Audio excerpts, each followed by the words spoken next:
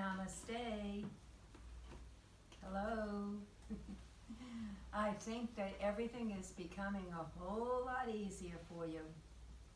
I'm not sure if some of you have gotten to this place all in 1 week, or if you've done the practice playing with it once a week, and you're already into several weeks, and almost at the place where you're ready to shift out of playing the video Deep Relaxation or listening to the CD Gateway to Inner Peace for Deep Relaxation and Self-Healing, and ready to shift into the mini version.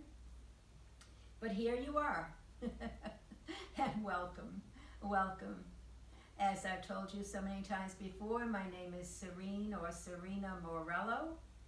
I'm a licensed mental health counselor in the state of Florida, and I have been that since 1982, having graduated with my master's degree from Nova Southeastern University and my bachelor's degree from Boston University, cum laude. All of which I'm very proud of. And in addition, I completed a 1-year tour de practicum in the PhD program at Nova Southeastern under the guidance and teaching of Dr. Doyle Montgomery when our beautiful daughter, when she was born, and we did that until she was 1 year old. So I have the benefit of the PhD teaching, but I do not have the PhD. And now we're going to enter a field of study that is actually the foundation of my life. I do not know what people do without it. And I am so grateful that you have chosen to stay with this program and are about to embark on this teaching. The first level of this teaching is called Positive Command Brain. Do you know what I mean by that? And I did not create that languaging. That languaging was created by a teacher named Susan Collins, who at the time was from Miami, about 40 years ago that I first learned it. And thank you, Susan, wherever you are, because that teaching has changed my life and continues to change my life and those around me on a daily basis, every day, in every way. I do have to admit to you that there are those in my life, like my sister in particular and her husband, that would say, Serena, it's enough already with the affirmations. But you have to understand that I have dealt with issues having to do with my spine that required major lumbar spinal fusion in 2009, having waited 20 years before I had the surgery. And then wearing the brace from below my hips to above my breast in the front and the same in the back. And in addition to that plastic brace, which was like a cage, I had a machine that I had to wear for 2 hours a day. That was a square machine. I literally would walk around the house for a couple of hours with $4,000 worth of equipment for 6 months' time around my middle area of my body. I felt pretty affluent that I had $4,000 worth of equipment around my middle. And I had to wear that brace for 6 months. So you can imagine, that was in 2009. My surgery was October 2009, and I had to wear that brace for 6 months. So my wardrobe was reduced to a couple of muumuus, if you remember that languaging, of dresses that were very full in order to cover the brace. So I have dealt with my own share of challenges, and I continue to deal with challenges. But I consider that I do it quite well, I manage it quite well, and I do not define myself under the category of disabled or handicapped.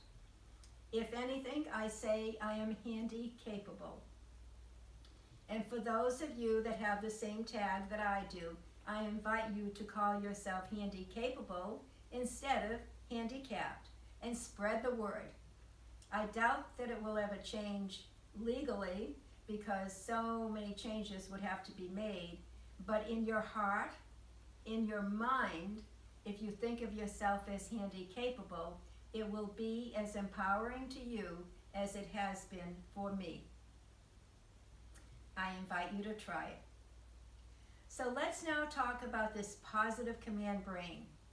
And I am telling you, as Susan taught me, that the brain is a positive command brain, meaning it does not respond to negatives. It is simply the nature of the brain. Let me give you a couple of examples. I hope you're sitting comfortably. I hope that you've taken a couple of diaphragmatic breaths. I hope that you're relaxed. Perhaps you've played this CD hard copy or listened to it on YouTube before taking this next teaching into your beingness. Let's go forward.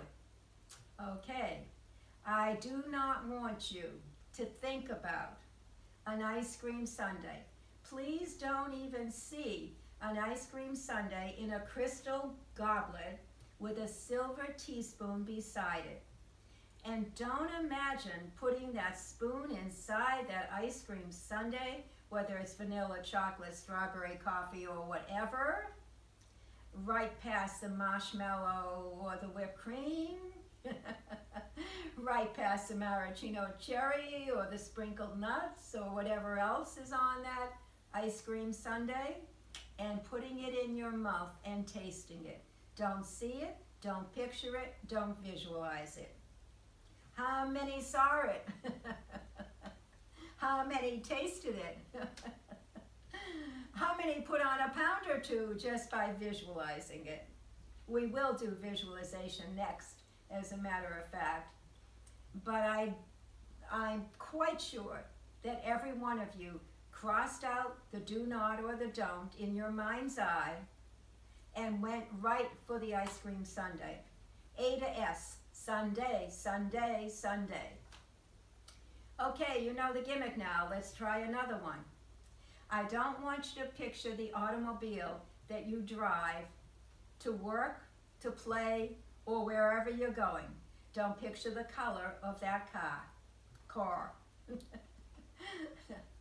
I don't want you to see it. What happened? I'm sure the color of the car arose in your mind, even though I clearly said, do not think of it. Do not think of it.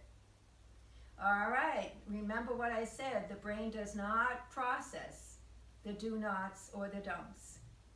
Now I'm going to ask you a more involved question.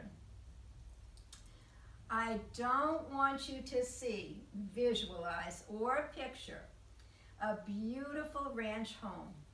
That's like a sprawling home, all on one floor, 4 bedrooms, 4 bathrooms, living room, kitchen, dining room, etc. Beautiful home in the woods. Do not even picture it. Don't picture it. And especially don't picture that home's kitchen, which is absolutely gorgeous. Perhaps it has a wonderful countertop in the kitchen, made out of some really fancy quality material. And on that countertop sits a cutting board. Perhaps it's a bamboo cutting board, a beautiful cutting board. Do not see it, do not picture it. On which sits a juicy yellow lemon, beside which sits a steak knife or a sharp cutting knife, not necessarily for steak if you're a vegetarian or a vegan, but something that will cut your vegetables beautifully. I don't want you to picture yourself cutting into that lemon as that juice just oozes out of the lemon all over the cutting board, the bamboo cutting board. Don't see it, don't taste it, don't smell it, don't experience it. What happened? I guess I don't have to tell you. You're probably smacking your lips together the way mine are as I even tell you this example.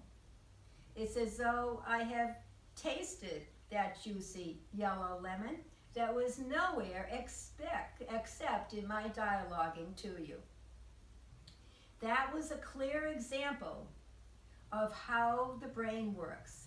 It was as though we did a lobotomy and we operated on your brain, and we saw that your brain crosses out the don't or the do not and flashes in front of your computer screen the very thing that I'm saying don't about, and gives it emphasis. I once did this teaching with a weight loss class, and just when I mentioned the Sunday, etc., most of the people in that class went out after class to buy an ice cream sundae, and the teacher fired me and never hired me back. Because that teaching actually created the very opposite that she was wanting her students to practice. I didn't think of that, but I sure didn't forget it now. So there we have it. That is how the brain works. And it's as though we did a lobotomy and we sliced into your forehead or the side of your head or the back of your head and watched it work. And watched it. When I mentioned car, your brain went A, B, C, car, and flashed on your computer screen the very thing that I was saying, do not see the color of your car. That's how the brain works. Now that you're learning this, even just a little bit, I want to caution you. Do not go into your local supermarket, and when you hear a mom on the condiment aisle saying to her children, "No, Johnny, do not touch the ketchup," and "Sally, do not reach for the mayonnaise. Don't reach for the mayonnaise." What is Sally going to do? She's going to reach for the mayonnaise because her brain crosses out the don't. Mom gets furious. Mayonnaise ends up on the floor. The rest is history. Or how about the situation? It's almost comical. I don't mean to laugh, but it is really the truth. So let's go back to that one for a moment again. Do not walk up to that mom and say, "Excuse me, ma'am, I'm learning this thing about positive command brain, and you should tell your child to do when or to listen to. When you're in the supermarket, keep your hands in your pockets." That will solve the situation.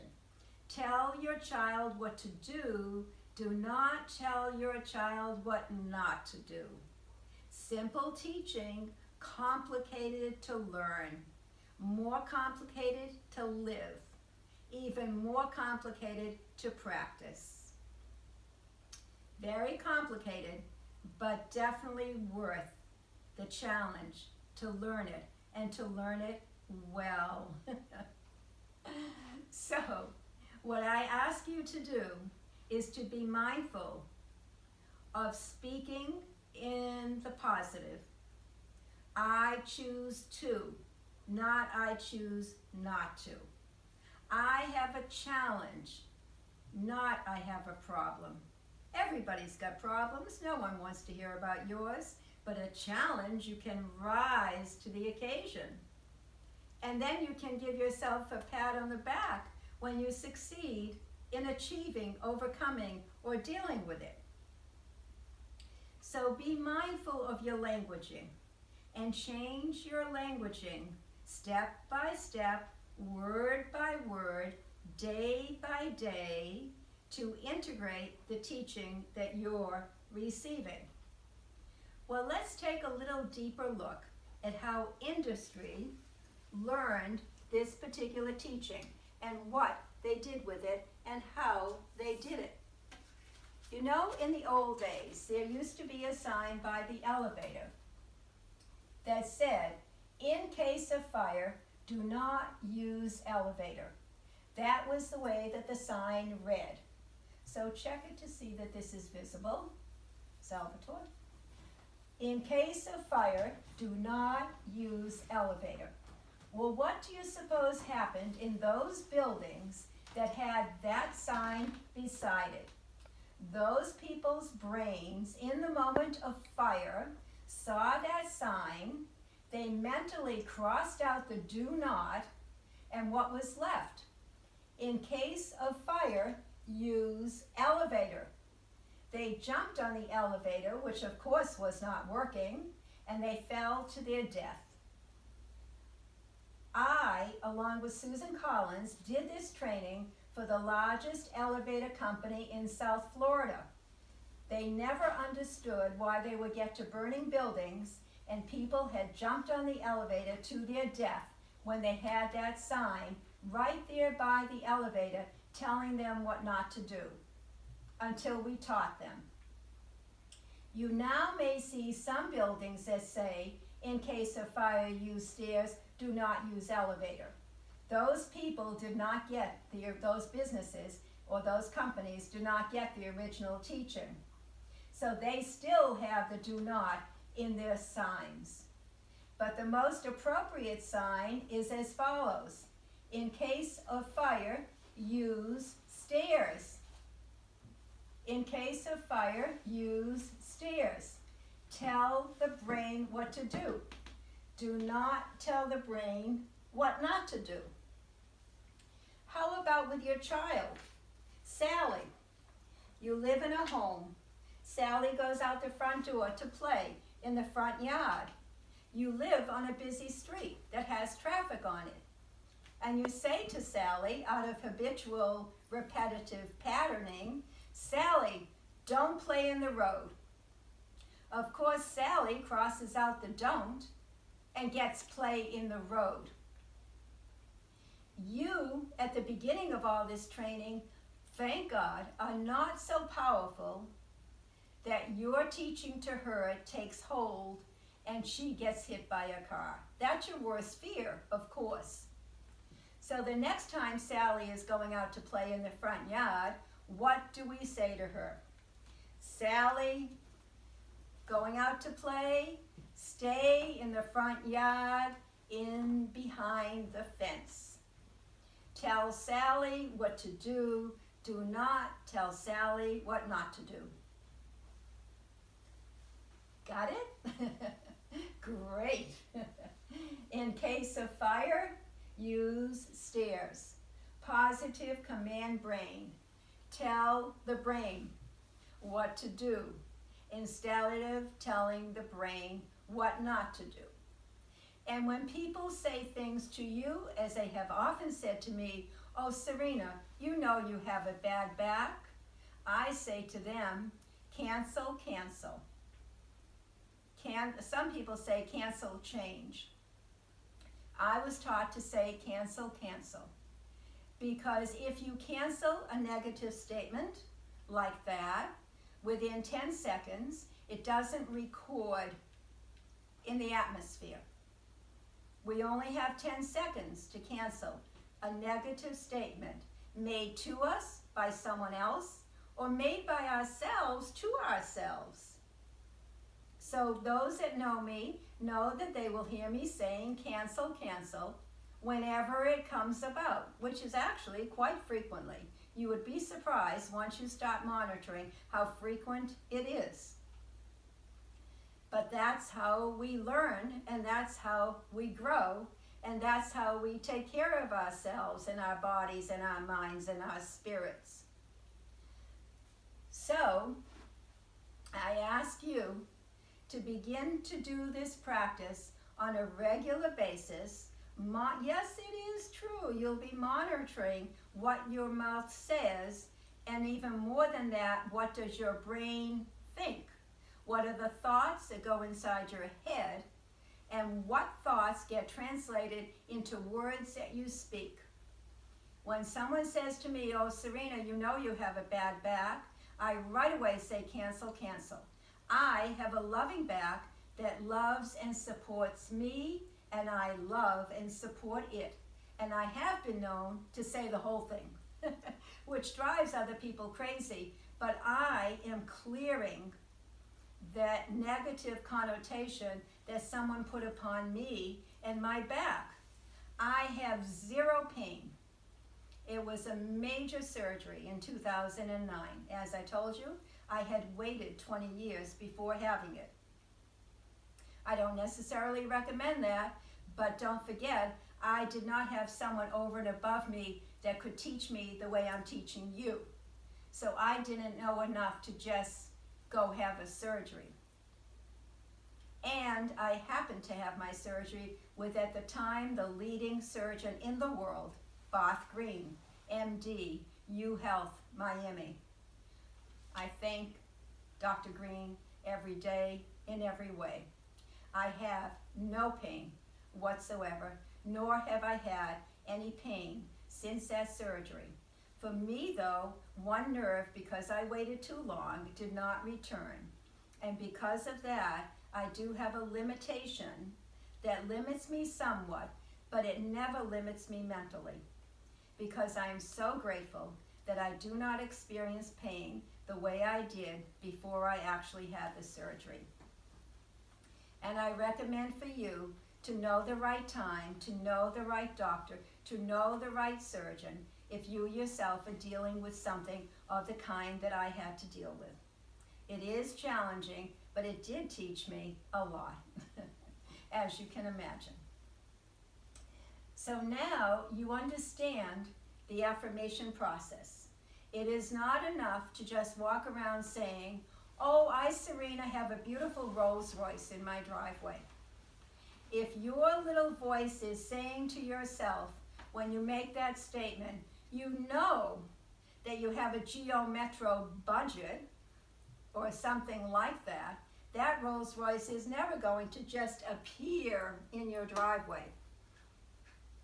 That simply is not going to happen. And when you do those positive statements or those affirmations that are so much all over YouTube without the whole training that goes with it, you can actually do yourself more harm or difficulty than doing nothing. So I recommend that you find the way to make positive affirmations a part of your life. Now, what I have not yet covered is that it is necessary to weed out the negative resistance to an affirmation. Creating the affirmation is just the beginning. I recommend you take an 8.5 by 11 piece of paper. Put a ruling down the center of the paper, right down the center. On the left-hand side, write the affirmation that you have created. A positive statement in the present tense are the only two necessary ingredients for an effective affirmation. Positive statement, present tense. That's what you need. We always talk about the present tense because that's what we have. In mindfulness, we do not have the past, it's over. We do not have the future, it is not here yet. We only have this moment. And this moment is very vital. So once your affirmation, once your affirmation is created, and you can email me and run it by me if you have any doubts about it, and I will help you to process it. You write your affirmation on the left side of that ruled line. And then you take a diaphragmatic breath and you look inside at your response to that affirmation. So the left column is called affirmation and the right column is called response. And you continue to write the same affirmation 10 times with the affirmation on the left, the response on the right. When you are doing it with the breath and consciousness, it will shift. Your response will shift. Do not be limited by this piece of paper. Take as much time as you need for the response before you write the next affirmation. You may only get it written down 2 or 3 times on one piece of 8.5 by 11 paper, but that's okay. Take another piece of paper until you get it done 10 times the first day. If 10 times is putting you off, just think about it. When I learned it, we were told we had to do it 70 times. I tell you from experience that 70 times literally makes your hand tight tense and stressed. But it is very effective to do it 10 times and get the results. So you continue to write the affirmation with the response column until the affirmation becomes yours, until you live it, breathe it, experience it, envelop yourself in it. When your little voice records on the response column, yes, that's true, that's absolutely true, then it's not necessary to write it any longer. Then you can take that affirmation into your morning walk or to the gym and repeat it to yourself as often as you like. But to repeat an affirmation over and over before you have weeded out the negative responses that are stored in your brain over time is futile. In fact, it does not work and can cause the opposite result. So I ask you to work through the affirmations, especially those that are particularly meaningful to you. I can literally list for you the 8 to 10 affirmations that have changed my life, all for the better, and made a positive difference because I worked them through. I hope you understand this piece of the teaching. It is very, very important. As a matter of fact, it is crucial to your higher learning, to your health and recovery, and to your well-being. I wish you very well. I wish you a renewed, revitalized, reinvigorated attitude toward affirmations. And utilize them well for the benefit of yourself, all those with whom you live, all those with whom you work, all those with whom you play. And have a good day. Take care. Namaste.